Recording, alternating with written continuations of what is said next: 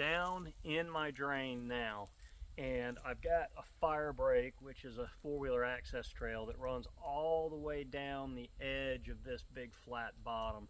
This would be my north-facing slope over here that we're not touching. This would be my south-facing slope, which we're going to do a bunch of thinning on and have been working on. Now, if you look behind me, you're going to see here this big tree that I've laid down right here and all these brush piles behind me. If you look up above me into the trees, you're going to notice that there's a lot of sunlight coming in right now. I can also feel this breeze moving through here, which I couldn't feel that before we did this first thinning in this area.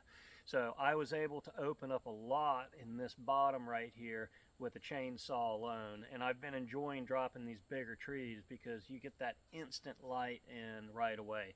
Now what I've found and what I've learned is I've got tons of big white oaks, red oaks, big poplars down in here, big maples, big hickories, and a lot of these larger trees that I'm chainsaw dropping have a tendency to get hung up in these big trees, break branches out of these big trees, and they're starting to do damage. So I'm getting the ones that I know I can drop easily on the ground for that instant gratification. The other ones I'm coming back and I'm girdling now. I was doing hack and squirt in this whole area here, down here closer to my bog behind me. I've started to do just girdling to keep that herbicide use down, and I'll talk to you about that in a minute. But the tops of these trees that we're dropping and all the smaller maple, sweet gums and things that we're dropping, I'm piling these slash piles and hedgerows out in the middle. Now when we burn this winter, the tops of these trees will most likely burn up in here, but a lot of this bigger stuff and logs, they're not going to burn this year. So I'm still going to have a lot of brush piles of bigger slash piled through here.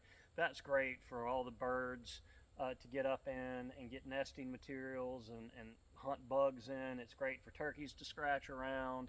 The rotten logs become really good for turkeys. It all replenishes the soil over time, and deer, it makes deer more comfortable with these big wide open spaces where now they don't feel as safe.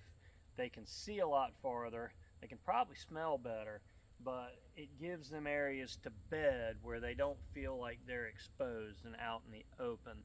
So that's my goal, instant gratification, do as much as we can with a chainsaw, cut down on my herbicide use, but still get this bottom opened up.